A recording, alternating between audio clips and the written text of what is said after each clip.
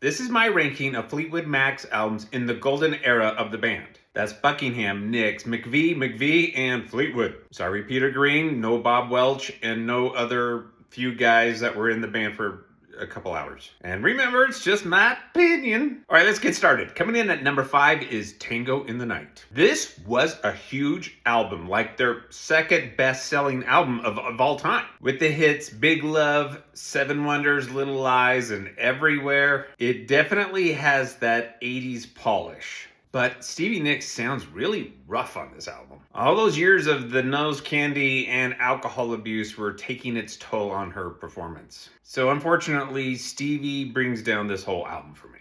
Coming in at number 4 is Mirage. There's nothing that's too stand out for me, but I do love the hits Hold Me and Gypsy. Really pretty standard stuff from 1982. Coming in at number 3 is Rumors. Now, I know what you're thinking, and I get it. This album is a masterpiece, and I do love it, of course. But I've heard it so much that it's just become a standard. And everything on this album is a classic, but the standout track for me is Never Going Back Again. And I'll shout this from the rooftops. Lindsey Buckingham is one of the all-time greatest underrated guitarists. Coming in at number 2 is Fleetwood Mac. This one propelled the band into superstardom. And it has a plethora of unique songs. Of course, it has Rhiannon, which set the standard for the rest of Fleetwood Mac's career. And the Christine McVie hits, Say You Love Me and Over My Head. And not to mention the universally loved Landslide. My favorite tracks are Warm Ways and World Turning. But it does have one of what I would consider Fleetwood Mac's weakest songs, which is Sugar Daddy.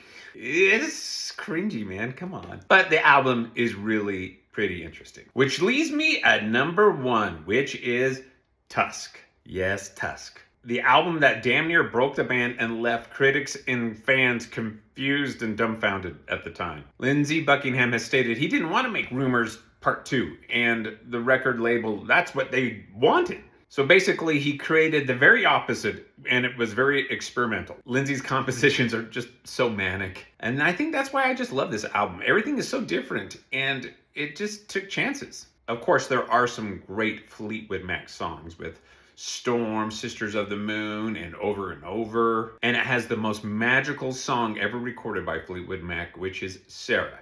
And that song alone saved this album from being an absolute complete failure. And Lindsey Buckingham has gone on to say this is the album he is most proud of. Well, there you have it. I hope you have a better day.